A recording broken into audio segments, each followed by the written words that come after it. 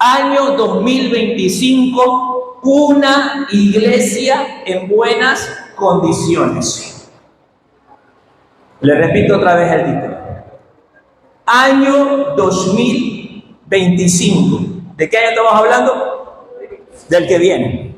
Año 2025, una iglesia en buenas condiciones. Yo necesito esta mañana hablarle del año que viene.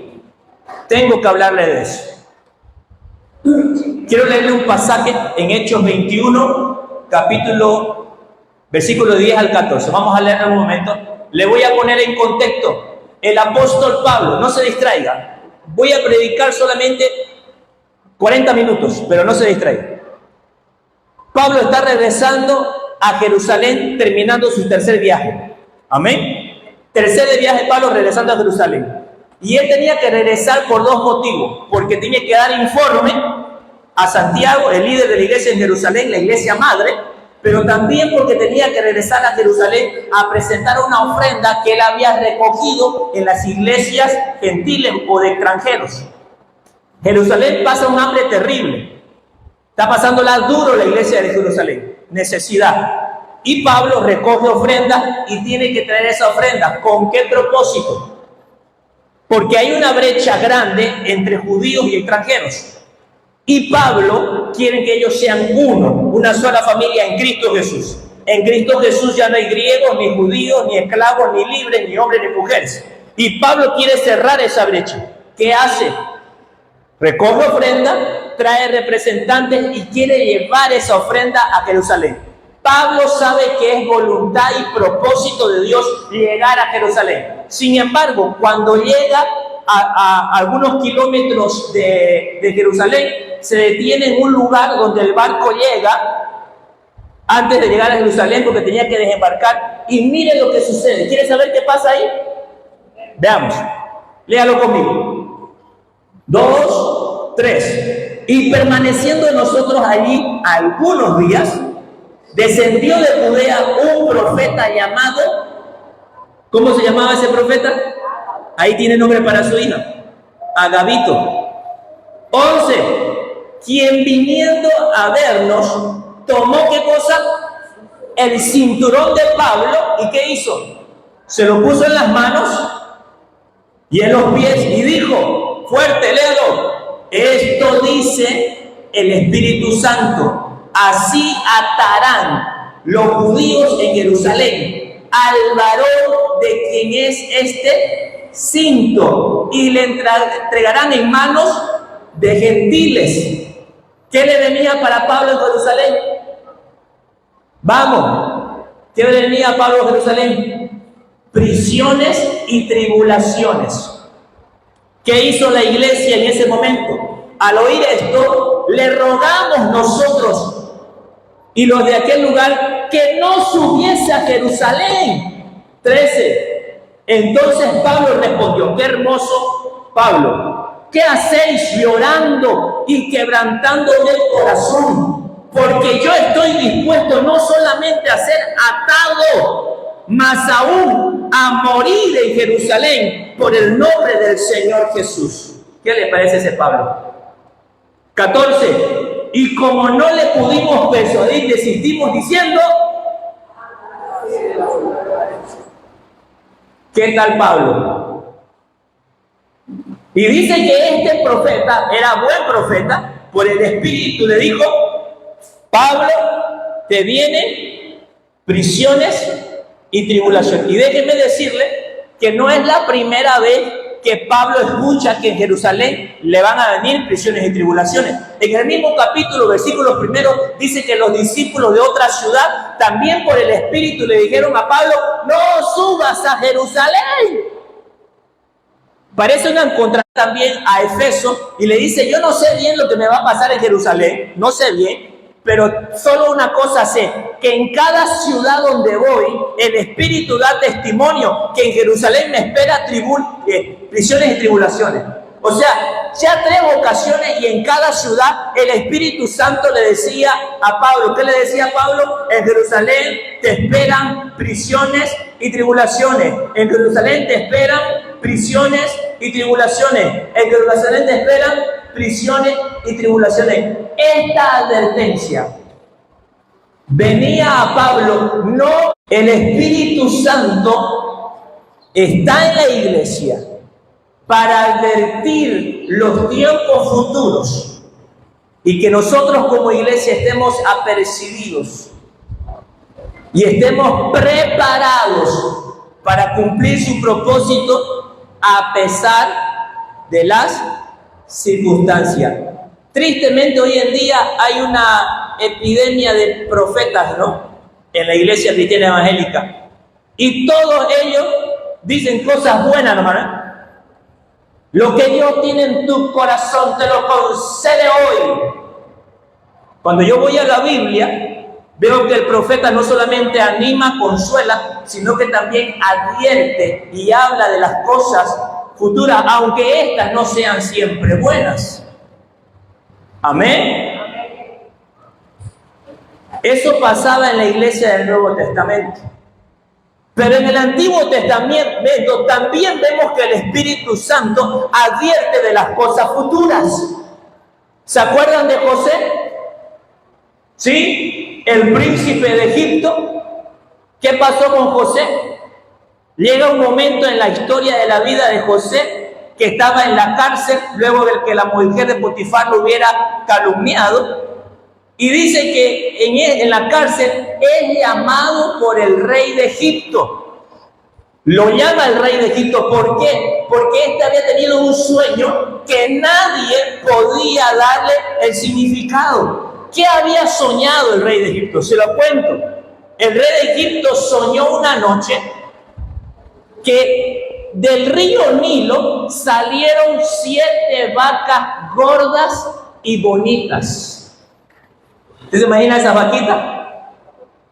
7 vacas gordas y bonitas salieron y empezaron a pastar a la orilla del río. Pero resulta que en el mismo sueño dice que salieron de las aguas 7 vacas tan flacas y tan feas que no había visto ninguna así en toda la tierra de Egipto. Imagínense esa. Yo me imagino que esas vacas eran puro hueso, ¿no? Como las vacas del carretón de la otra vida. Así dice, puro hueso. Y dice que estas vacas tan flacas y tan feas, dice que empezaron a comer, pero no el pasto. Empezaron a comerse a las vacas gordas y bonitas. Y dice que estas vacas eran tan flacas y tan feas que después de comerse a las vacas gordas y bonitas, quedaron igual de flacas, igual de feas. ¿Qué significaba el sueño? ¿Quiere saberlo? José le dijo la respuesta. Mire lo que dice José. Génesis 41, 41, 25, 28. Léalo conmigo. José le dijo al rey, fuerte. Por su majestad, yo no solo. Dios le ha hecho saber a usted lo que piensa hacer. Vamos. ¿Qué quería con el sueño? ¿Qué quería con el sueño? El Espíritu Santo está advirtiendo en los tiempos futuros. Siga, ¿qué más? ¿Qué significa el sueño? Lo mismo que las 7 espigas, ese es el mismo sueño, llenas de trigo, el sueño es uno solo. El faraón también soñó otro sueño de 7 espigas hermosas, que 7 espigas de trigo resecas, también las comían y quedaban igual de resecas, igual que el sueño de la vaca, pero con trigo. Sigan, el 27. Las 7 vacas flacas y feas que salieron detrás de aquellas son también, ¿cuántos años? 7 años. Lo mismo que los 7 espigas marchitas y resecas por el viento del desierto. Ellas significan 7 años de hambre. 28, importante. Dios quiere que su majestad sepa lo que está a punto de hacer. Otra vez ese versículo. Dios quiere que su majestad sepa lo que está a punto de hacer. Hermanos, el Espíritu Santo está en su iglesia para advertirnos de los tiempos futuros, para que la iglesia no entre con miedo y temor a ese tiempo, sino que entre preparado para cumplir el propósito de Dios a pesar de las circunstancias. Amén. El Espíritu Santo no viene a inculcarnos miedo y temor. El Espíritu Santo viene a equiparnos y prepararnos para enfrentar ese tiempo. Y hermanos, por el Espíritu Santo de Dios, yo quiero decirle algo respecto al 2025. Présteme atención, no se distraigan. Présteme atención, no se distraigan. El Espíritu Santo nos advierte de los tiempos futuros. Quiero decirte algo acerca del 2025. Escuche con atención. El 2025 no será un año bueno para Bolivia. No será. Amén. Te lo repito otra vez. El 2025 para Bolivia. Me atrevo a decir que el 2025 será el año de la vaca flaca. No será un año bueno. Pero necesito aclarar esto. No será un año bueno para Bolivia. Diga conmigo, Bolivia. Es diferente Bolivia, gobernado por un hombre, al reino de Dios, gobernado por un Dios. Dios en 2025 hará diferencia entre el boliviano y el cristiano. Vuelvo a decir, el 2025 Dios hará diferencia entre el boliviano y el cristiano. Aquellos que vivan bajo el gobierno de un hombre, el 2025 será un año de la vaca flaca. Pero aquellos que sean parte de la iglesia del Señor y vivan bajo el gobierno de Dios, esta gente llamada cristiana tendrá otra realidad que no será la misma que la del boliviano. La decisión es tuya. ¿En qué gobierno vas a vivir? ¿En qué gobierno vas a estar? Porque Dios va a hacer diferencia entre el boliviano y el cristiano. ¿Qué tenemos que hacer? Pastor, usted dice que el 2025 será el año de la vaca flaca y nosotros como iglesia, ¿cuál es nuestro trabajo? Pues prepararnos para el 2025.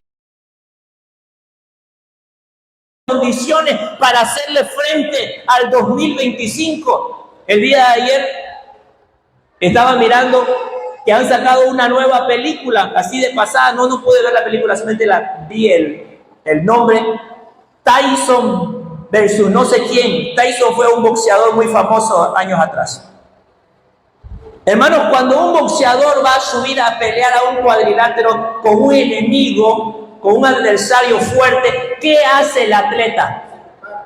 ¿Qué hace el atleta? Sabe que tiene que hacerle frente. No puede decir él a los medios de prensa, no voy a pelear, eso le jugaría en contra. Él tiene que hacerle frente, pero ¿qué hace para hacerle frente? Se prepara. Se prepara. ¿Quiere saber qué hizo Pablo al saber que el profeta Agabo le advertía de lo que iba a pasar en Jerusalén? ¿Quiere saber? No dijo, hermanos queridos de Macedonia, páguenme mi viaje de vuelta, voy a seguir la misión por allá por Asia. No dijo eso Pablo.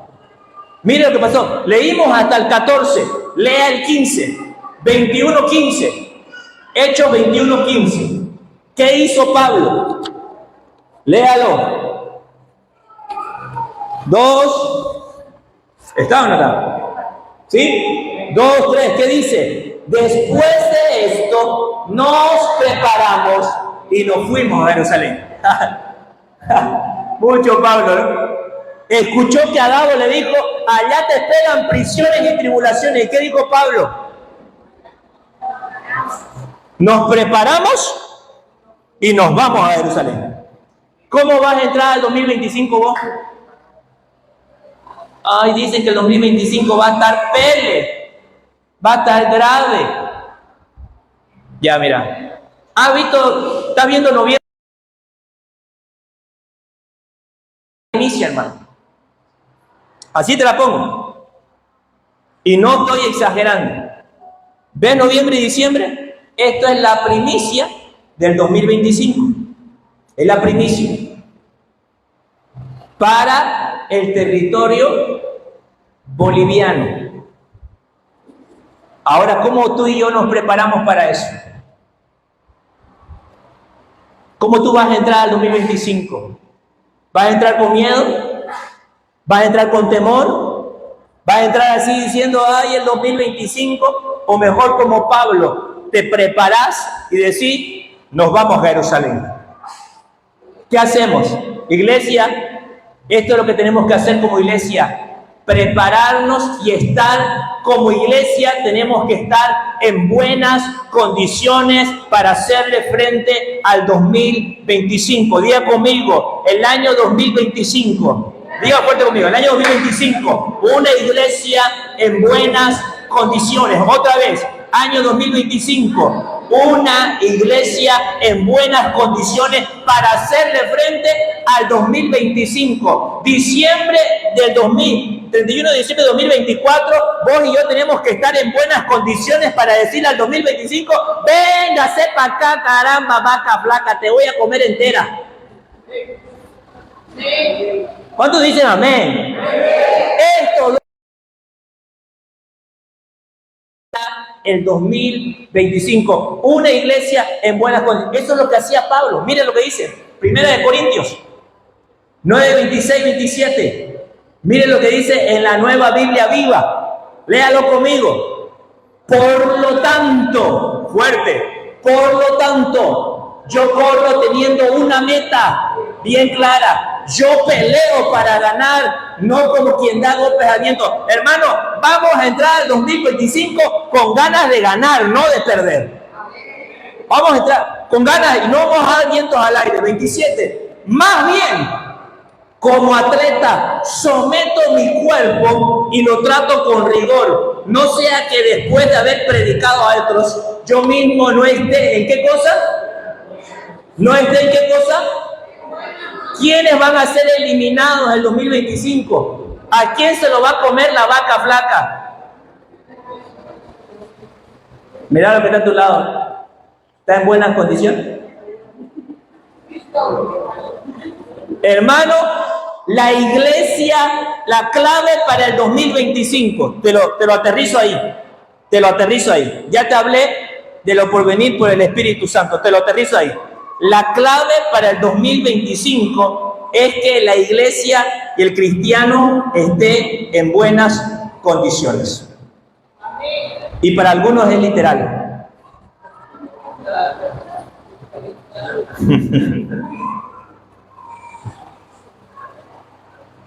Para algunos es literal. Amén. Buenas condiciones. La iglesia tiene que estar en buenas condiciones. Otra vez, la iglesia tiene que estar en buenas condiciones. No le tema al 2025. Prepárese para hacerle frente. No le tema al 2025. Dios hará diferencia entre el boliviano y el cristiano. No le tema a 2025. No estamos bajo el gobierno de un hombre. Nosotros los hijos de Dios estamos bajo el gobierno del Padre. No le tema a 2025. Nosotros no vivimos por la riqueza, vivimos por la bendición de Dios. No le tema al 2025. El enemigo está suelto allá afuera, pero Dios está con nosotros. No le tema. No le tema al 2025. Ahora, 4 cosas, termino. ¿Cómo la iglesia se prepara? ¿Cómo la iglesia estará en buenas condiciones para el 2025? Para que tú te comas a esa vaca flaca y no ella te coma a vos. 4 cosas. Número 1, diga conmigo, propósito. Fuerte, propósito. La gente que se alinee con el propósito de Dios es invencible. Invencible. Número 2, diga conmigo, ordenar mi vida. Ordenar mi vida. No le dé legalidad al diablo, ordene su vida. Número 3, diga conmigo, ahorro. Dios bendice el principio del ahorro. La buena mayordomía empieza con honrar a Dios con diezmos y ofrenda, pero también el ahorro es un principio de buena mayordomía. Aprenda a ahorrar en este tiempo. Y número 4, se lo dejo para el final. Empecemos con el primero. Número 1, ¿cómo me preparo para el 2025? Pues alineando mi vida con el propósito de Dios. ¿Sabe cuál es el lugar más seguro para un cristiano? La voluntad de Dios. Otra vez te lo repito. ¿Cuál es el lugar más seguro para un cristiano? La voluntad de Dios. Cuando un cristiano se alinea con el propósito de Dios, se vuelve invencible. ¿Por qué? Porque tu vida estará guardada para cumplir el propósito de Dios. Pablo llegó a Jerusalén y ¿sabe qué? Intentaron matarlo. ¿Quiénes lo rescataron de la mano de los judíos? Los romanos. Lo metieron preso, sí, pero aún a eso jugó a su favor, porque con eso llegó a Roma para predicar el evangelio a Roma. Cuando tú estás en el propósito de Dios, tu vida está segura para cumplir ese propósito. Pero cuando tú estás desalineado del propósito de Dios, cualquier cosa te puede acontecer. Hermano querido, el 2025, los cristianos que estén distraídos, los cristianos que estén entretenidos ahí con sus jueguitos, los cristianos que estén desenfocados, los cristianos que estén afanados, buscando cómo resolver sus problemas en su propia fuerza, esos cristianos van a ser comida para la vaca flaca. Pero el cristiano que se alinea con el propósito de Dios, Bolivia, pero una muy diferente puede ser la voluntad de Dios. La realidad de Bolivia puede ser un tiempo de crisis, de hambre, de necesidad, de caos, pero para aquellos que se alinean con la voluntad de Dios, la voluntad de Dios siempre será para sus hijos algo bueno, algo agradable y algo perfecto. El 2025 será diferente para aquellos que se alinean con el propósito de Dios. ¿Cómo te alineas con el propósito de Dios? ¿Quieres saber cómo alinearse con el propósito de Dios? Nadie. Bueno, pasemos al otro punto. ¿Cuántos quieren saber cómo alinearse con el propósito de Dios? Ya, lea el libro Una vida con propósito. ¿No lo acabó de leer usted?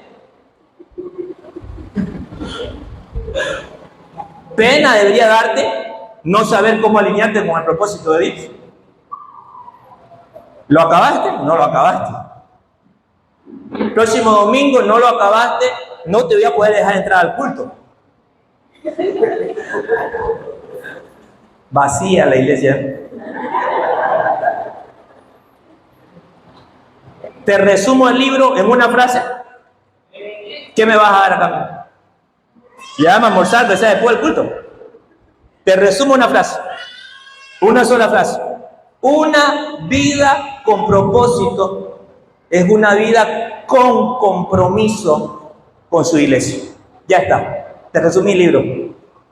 ¿Cómo tú te alineas con el propósito de Dios? Con la iglesia que vive en el propósito de Dios. Ya está. Hay gente que se complica, decir, ¿cuál es el propósito de Dios para mi vida? Conectate con la iglesia, empezá a servir en un ministerio, sé parte de la iglesia, no solamente participes de la iglesia. Amén.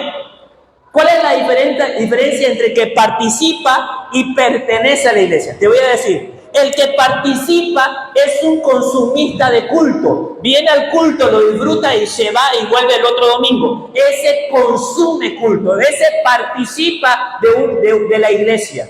Pero el que pertenece a la iglesia, escuche, Esta palabra es la diferencia: responsabilidad. El que pertenece a la iglesia se siente responsable de que la iglesia cumpla con su misión y dice: ¿qué puedo hacer yo para que la iglesia avance? ¿Qué puedo hacer yo para que la iglesia cumpla con su propósito? Voy a ofrendar, voy a orar, voy a ser parte de un ministerio.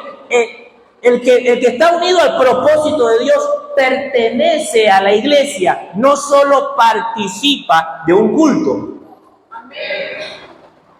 El 2025, a los participantes, la vaca flaca tiene buen olfato. Va a pasar así: hola, este pertenece. Participante, venga. Te va a comer. ¿Por qué? Porque lo que te vuelve indestructible, lo que te guarda, no es que tú vengas a un culto, es que tú estés alineado con el propósito de Dios. Escuche bien, hay miles de cristianos que participan de cultos, pero no todos pertenecen a la iglesia del Señor. ¿Qué hace la diferencia? Tu compromiso y tu responsabilidad para con la iglesia. ¿Qué estoy haciendo yo para que la iglesia avance? ¿Cómo te aseguras de pertenecer? Lo que haces hoy, estar aquí, para empezar está bien. Comprometerte a no faltar un solo servicio. Y segundo, busca un lugar donde servir en la iglesia. Busca. Tiene que haber un lugar en el que tú puedas ser útil para que la iglesia avance. Amén. ¿Qué es lo primero que nos va a guardar y nos va a preparar para el 2025? Alinearnos con el propósito de Dios. ¿Y cómo me alineo con el propósito de Dios? Comprometiéndome con mi iglesia. Comprometiéndome con mi iglesia. Número 2, ¿qué dijimos? Ordenar nuestra vida. Efesios 4, 27, solo el 27. ¿Qué dice Efesios 4, 27? Acompáñenme. 1, 2, 3. Otra vez las hermanas. Los hermanos. ¿Qué tenemos que hacer en el 2025? No darle lugar al diablo. Hermano, el diablo siempre está presto para hacer 3 cosas: matar, robar y destruir. Eso no importando el año. Pero escuche, el 2025 el diablo va a estar como perro sin cadena. Va a estar, la Biblia dice, como león rugiente, buscando a quién. ¿Cómo te vas a librar de ese león rugiente el 2025? Tenés que ponerte bajo el diseño de Dios. Dios tiene diseños para la economía. Dios tiene diseños para el ministerio. Dios tiene diseños para el matrimonio. Dios tiene diseños para la salud. Ordena tu vida dentro de esos diseños. Ordena tu vida dentro de esos diseños y estarás guardado del mal. Amén. Y estarás guardado del mal. Amén. No deis lugar al diablo, es decirle, es no dar legalidad para que el diablo haga y deshaga en mi vida. Amén. Vos tenés que ponerte bajo la cobertura del diseño de Dios para tu vida. Pastor, hágamelo práctico, ¿ya? ¿Cuál es el diseño de Dios para el matrimonio? Empecemos por ahí. Te voy a dar 5 formas de ponerte bajo el diseño de Dios. ¿Cuál es el diseño de Dios para el matrimonio? Hombre y mujer dentro de un pacto. Dentro de un pacto. Amén. Los que no están casados y conviven, ¿están dentro del diseño de Dios? ¿Eso qué es? ¿Eso qué es? ¿Cómo yo me guardo el 2025? Tengo que ponerme bajo el diseño de Dios y casarme. Y casarme. Yo te doy este consejo: si aún vos no te has casado, que no termine el año. No entres al 2025, así de claro, en fornicación. Así. No entres al 2025 en pecado, porque el diablo no va a jugar. El diablo no está jugando, hermano. El diablo no va a pasar una. Con mi esposa, nosotros nos damos cuenta de que tenemos que ser muy cuidadosos, porque al primer descuido el enemigo está ahí. No quiere él, una no te quiere pasar.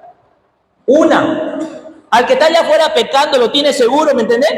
Ese sufre la consecuencia de su pecado, pero como que no lo molesta, ¿entendés? A mí no me pasa nada, yo hago así, no me han hecho nada, ¿no? A mí nunca me agarran los pacos y ando sin licencia.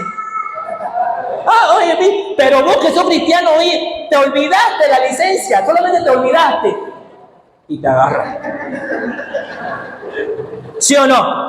Es que el diablo es puerco, como decía el profeta padre de Betty la Fea. El diablo es puerco, mija. El diablo es puerco, sabe a quién fastidiar, ¿me entendés? Sabe a quién fastidiar. Hermano, no den lugar al diablo. Los que están sin casarse, póngase bajo el diseño. Cásese. Número dos, incumplir normas de tránsito y andar sin documentos al día. Ay. No te pases en rojo. No es para volver. No te pases por las amarillas. No andes sin licencia. Hay gente que está andando hasta sin carnet. ¡Qué bárbaro! Documentos al día, licencia, carnet, no pasarse en rojo. ¿Está conmigo? ¿Cuál es el diseño de Dios? Que respetemos nuestras autoridades. El semáforo está en lugar de un policía. Si no hubiera semáforo, ¿quién tenía que estar parado ahí? Avance, vaya, siga. ¿Quién tiene que estar parado ahí? Un oficial de tránsito. Pero como no hay oficial de tránsito, ¿quién está ahí? El semáforo. Y cuando yo me paso en rojo, ¿qué estoy haciendo? Estoy violando la ley y estoy yendo en contra de mis autoridades. Escucha, yo no me paro en rojo porque no haya gente. Son las 11 de la noche, no hay nadie. ¡Oh! No, yo me paro en rojo porque es mi autoridad. Porque yo sé que si me paso en rojo, no me pasa nada en ese cruce. Pero el enemigo, el diablo, es puerco. Y más allá, otro te raya el auto. Pero ¿por qué? Fíjate, Pau, vos te pasaste en rojo. Vos le diste lugar al diablo. Y él no te va a pasar una, te la va a cobrar todas. No incumpla normas de tránsito, ande papeles al día. 3, tengo que avanzar rápido. Evadir impuestos y negocios ilícitos. No te metas en negocios turbios. Esto te va a meter en grandes problemas. No te metas en cosas ilegales. Te estoy advirtiendo desde ya. El 2025 te va a caer el peso de la ley. El 2025. Si hasta ahora vos decís, pastor, no ha pasado nada, el 2025 sí va a pasar. 4, otro diseño de Dios para la buena mayordomía, robar a Dios al no dar el diezmo. El 2025 no te va a pasar una al diablo. Lo que no le diste a Dios por robarle, te va a sacar mucho más allá afuera con una enfermedad, con un accidente, con un robo. ¿Y por qué me pasa esto a mí? Por pícaro. Por robarle a Dios. Por haber dado lugar al diablo. El 2025, escucha, tú tienes que ser una persona fiel a Dios con tus diezmos y tus ofrendas. Eso te va a guardar. ¿Qué dice Malaquías? Él reprenderá al devorador. ¿Quién te va a librar el 2025 de todas las cosas que el diablo quiere hacer en contra de tu economía? Dios. ¿Cuándo? Cuando me meto al diseño de Dios. ¿Cuál es el diseño de Dios? Diezmo, ofrendas, primicia. Ser generoso. 5, para cerrar este punto. No mienta en trámites legales. No mienta en trámites legales. No mienta en trámites legales. Primer punto que dijimos, ¿cómo nos prendemos en buenas condiciones para el 2025? Vamos, alinearme con el propósito de Dios. 2, ordenar mi vida. Número 3, practicar el ahorro. ¿Cómo se libró José del tiempo de hambre? Con el ahorro. Escuche, el ahorro no solamente te va a traer un dinero para cualquier necesidad o cualquier urgencia. Escuche, el ahorro, al igual que el diezmo, la ofrenda y la primicia, es un principio de buena mayordomía. Y cuando yo practico el principio, la bendición de Dios está sobre mi vida. No se trata solamente de ahorrar el 5% de todos mis ingresos y tener un dinero para necesidad. Eso está bueno, eso ayuda, sino que el obedecer el principio trae la bendición de Dios. Así tú ahorres un 3%, la bendición de Dios. Empieza a ahorrar desde ahora. O juega un pasanaco. Yo tengo el hábito de ahorrar. Yo todos los meses tengo un dinero aparte, todos los meses. Llevo años ahorrando. Tengo ahí un ahorro. Y eso me sirve. En el tiempo de la pandemia, el ahorro fue lo que me libró. En el tiempo de la pandemia. Y siempre en necesidad, la movilidad, enfermedad, operaciones, el ahorro siempre me libró. Siempre estuvo ahí. Obviamente Dios, pero cumplir su principio trajo ahorre. ¿Cómo aprendí a ahorrar? Empezando a diezmar. Se me hizo fácil. ¿Por qué? Porque cuando diezmo confío en Dios, que no es el dinero, sino que es Él. Entonces se me hace fácil ahorrar igual. Y como tengo el hábito de apartar el 10, no se me hace difícil apartar el 5. Entonces cada mes aparto 15. El diezmo me ayuda a ahorrar. Me da el hábito para ahorrar. Si usted no diezma, peor ahorrar. Si lo más importante que es ahorrar a Dios no lo hace, ¿qué va a hacer ahorrando?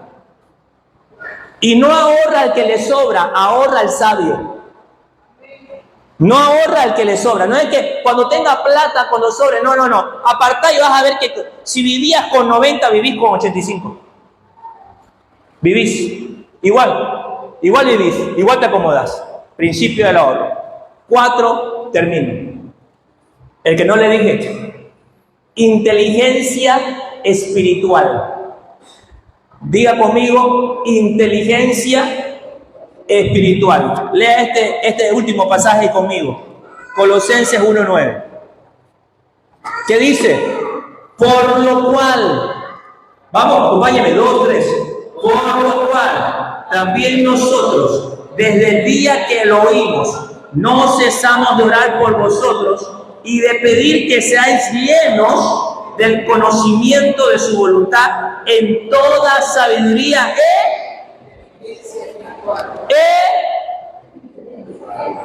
¿Y qué más? El 2025, la inteligencia natural no será suficiente.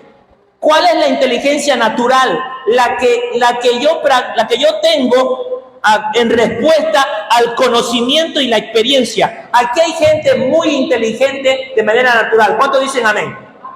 Yo tengo entendido que aquí hay muy buenos profesionales y trabajadores que son muy inteligentes y puedo dar fe de muchos.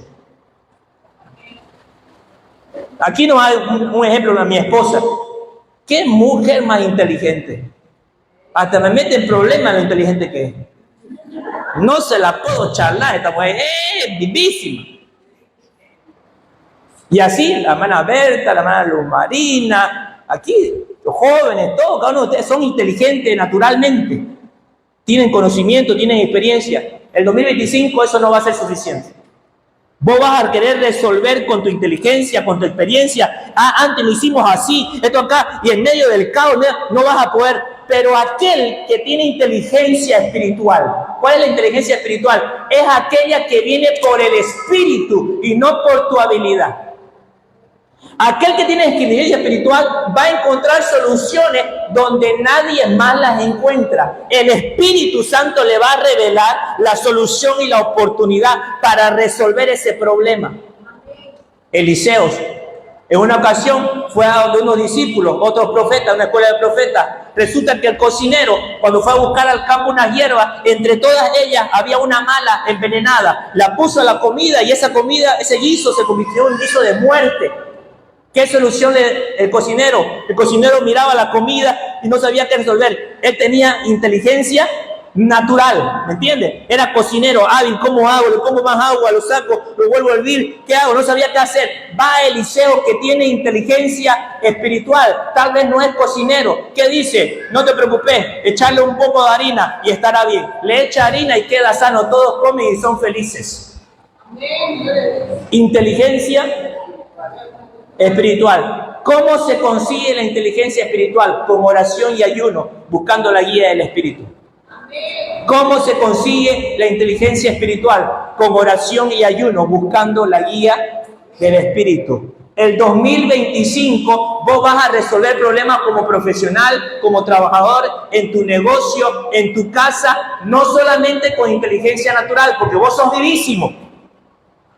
Lo que te va a hacer falta es inteligencia espiritual, que el Espíritu Santo te guíe en medio del caos. ¿Cómo la conseguís? Oración, ayuno. Mira, cuando vos tenés inteligencia espiritual, te va a pasar la de José. Vas a estar allá y mañana podés estar allá. La natural no fue suficiente, la espiritual te posesiona donde vas a cumplir el propósito de Dios. ¿Cuántos quieren llevar soluciones a su trabajo donde ni siquiera el licenciado las tiene? Eso se llama inteligencia espiritual. 4 cosas para estar equipado para el 2025. Ayúdeme a alinearme con el propósito de Dios. Número 2, ordenar mi vida en los diseños de Dios. Número 3, practicar el principio del ahorro desde ya. Y número 4, buscar en oración y ayuno la inteligencia espiritual que me va a guiar en medio del caos. Si te das cuenta, a través del 2025 es el año de la vaca flaca. ¿Quién superó el año de la vaca flaca? José. ¿Josué vivió los 4 principios? Sí. Desde joven sabía cuál era el propósito de Dios y se mantuvo en él. Llegó a la casa de Potifar y fue un buen administrador. Se dirigía a su propósito. Lo trajeron al calabozo, siguió siendo un buen administrador y seguía en su propósito. Llegó a Faraón y siguió siendo un buen administrador. José siempre estuvo alineado con su propósito. Josué se puso bajo el diseño de Dios y estaba ordenando su vida. Sí. Él no se metió con la mujer que no era suya, no estaba casado con ella y por lo tanto no fornicó y rechazó a la mujer. Ordenó su vida. Él estaba bajo el diseño de Dios. Número 3, José practicó el principio del ahorro. Durante los 7 años de abundancia, ahorró para los 7 años de riqueza. Y número 4, que hemos dicho, José tenía inteligencia espiritual. Lo que los hombres no podían en su inteligencia natural resolver, él por el Espíritu reveló lo que el faraón tenía que hacer. Y ese año, en lugar de ser el año de la vaca flaca, para él fue el año de su promoción. El 2025 será el año de la promoción de los hijos de Dios. Si nos alineamos con él y nos preparamos en buenas condiciones para empezar el 2025. Pónganse de pie, oremos al Señor. Ese será el 2025. El Espíritu Santo pone convicción de que el 2025 tenemos que estar en buenas condiciones como iglesia. Yo te pregunto, ¿qué vas a hacer? ¿Qué vas a hacer? Este mensaje es un llamado, escucha. Este mensaje es un llamado a que te comprometas con la iglesia y con tu ministerio. Solo así te vas a alinear con el propósito de Dios. Aquellos que estaban viniendo de vez en cuando, así no va a funcionar el 2025. Aquellos que estaban distraídos, entretenidos y no estaban apoyando la causa de la iglesia sin servir en algún ministerio, así no va a funcionar el 2025. Tenés que comprometerte con tu iglesia y servir. Este es un llamado a comprometerse con la iglesia y a servir. Este es un llamado al arrepentimiento, pedir perdón al Señor por tu pecado y ponete bajo el diseño de Dios. Pedí perdón al Señor por tu pecado y ponete bajo el diseño de Dios. Este es un llamado al ahorro, a cumplir este principio. Empezar a ahorrar. Este es un llamado para que nosotros busquemos la guía del Espíritu Santo. Empezar a orar y ayunar como nunca antes. Orar y ayunar todas las mañanas. Orar en la noche, orar. Buscar la guía del Espíritu Santo para que te dé inteligencia espiritual para el 2025.